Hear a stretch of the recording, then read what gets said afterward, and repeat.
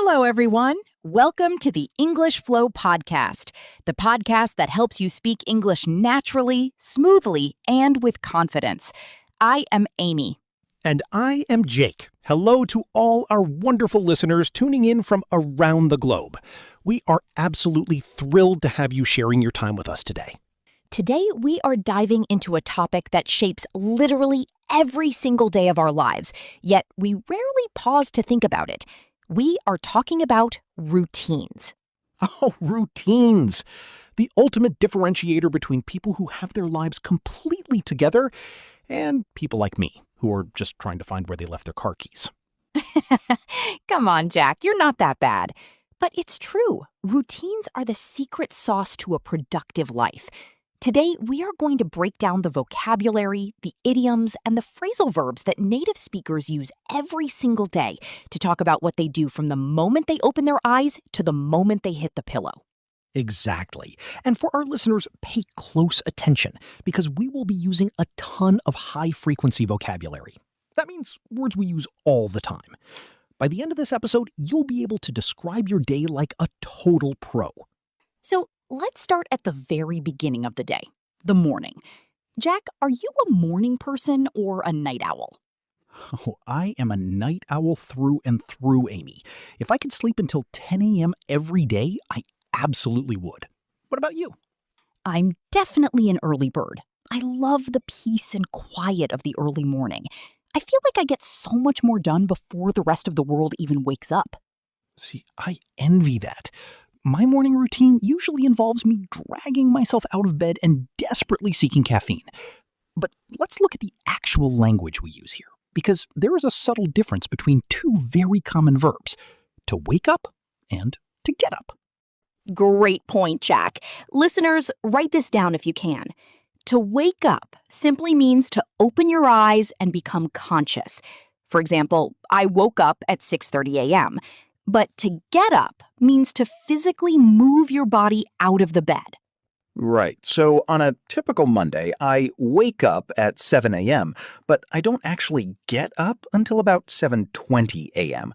I need those 20 minutes to just lie there and question my life choices. We call that sleeping in or procrastinating, Jack. And I'm sure a lot of people relate to that. What's the very first thing you do once your feet actually touch the floor? Well, after I finally crawl out of bed, the very first stop is the bathroom to brush my teeth and wash my face. I need that cold water to shock my system. Then it is straight to the kitchen to brew a fresh pot of coffee. Without that, I am a zombie. What about you, Miss Early Bird? My routine is a bit more structured. As soon as I get up, I make the bed. I find that making my bed right away gives me a small sense of accomplishment first thing in the morning.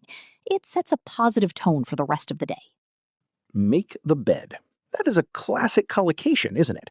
We don't say do the bed or fix the bed formally, we say make the bed. Exactly. After that, I put on my workout clothes and head downstairs to stretch or do a quick 20-minute yoga session. It helps me shake off the sleepiness. Wow, yoga? I'm impressed. My morning stretch is just reaching for the coffee mug on the top shelf. But let's talk about breakfast. Are you a big breakfast eater, or do you just grab something on the go?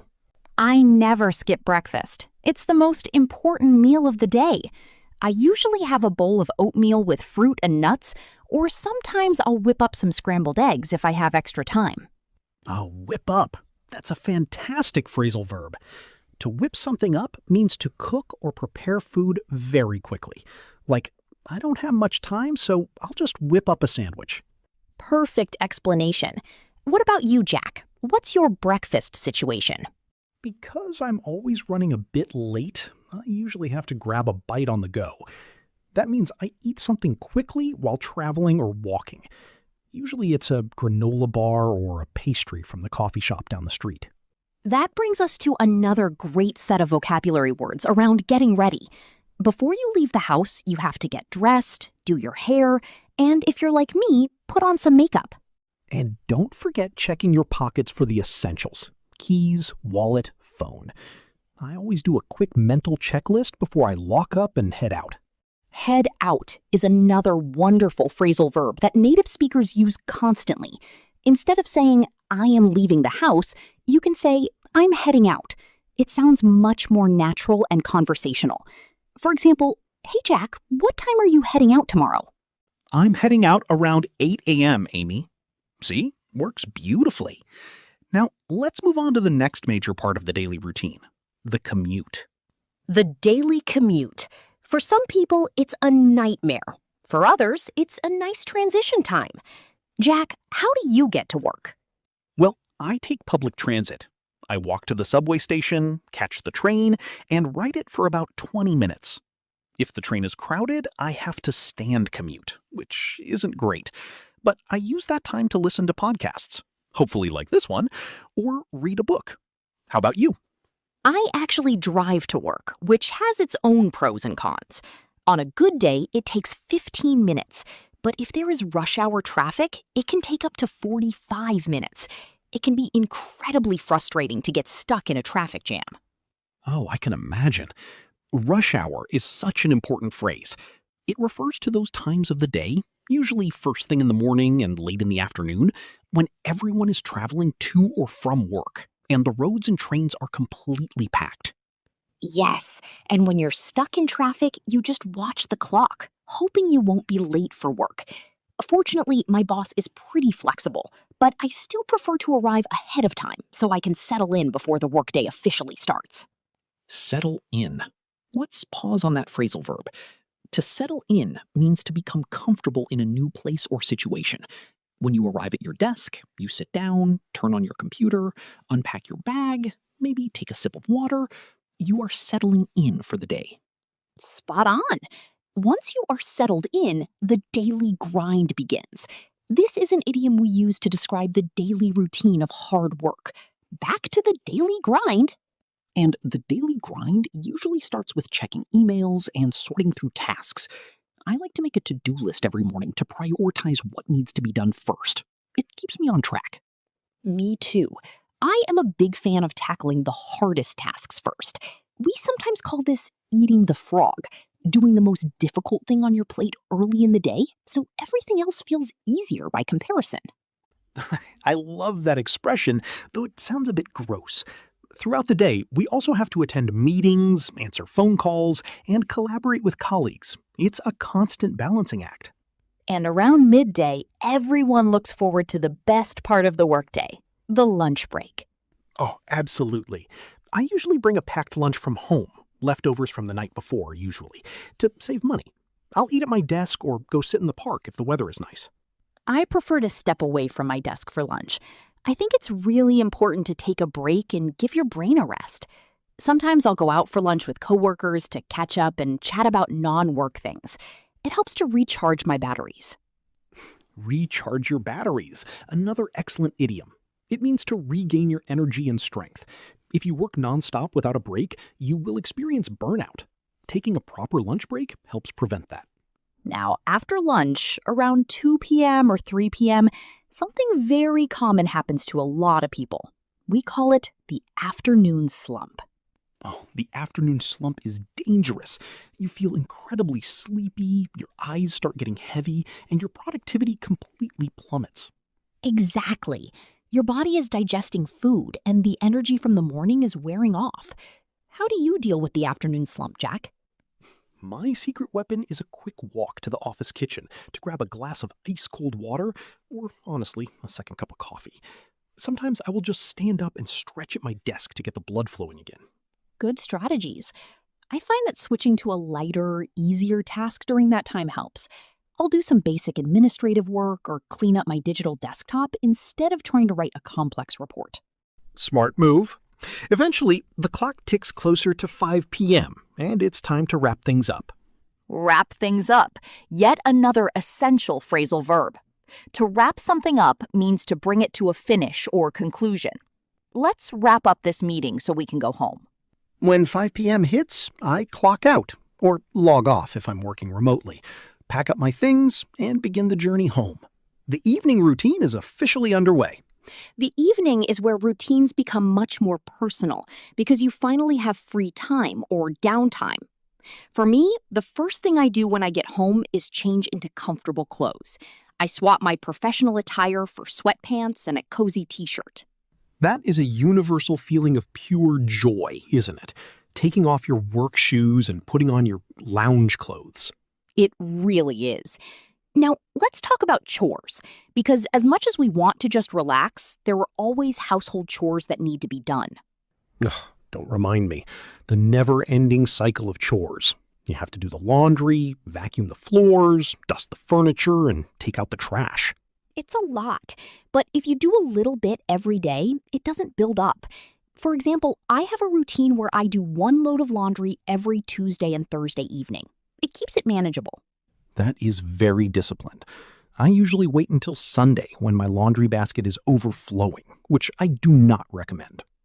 See, that's why routines are good. What about dinner? Do you enjoy cooking?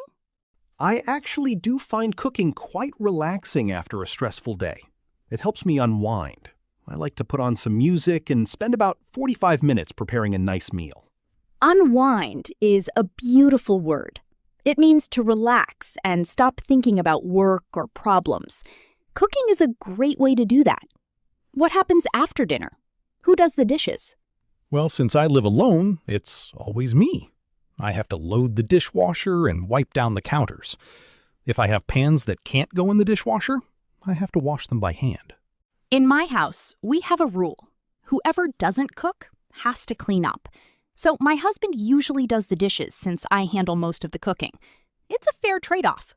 That sounds like a perfect system.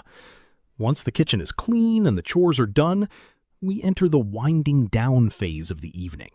Yes, to wind down is very similar to unwind, but we often use it specifically for the period of time right before you go to sleep, where you intentionally slow down your activity levels. For me, winding down involves sitting on the couch and watching a movie or binging a couple of episodes of a TV show. It's pure entertainment. But I have to be careful not to lose track of time. Otherwise, I'll look at the clock and it's past midnight. Lose track of time. That is a great idiom.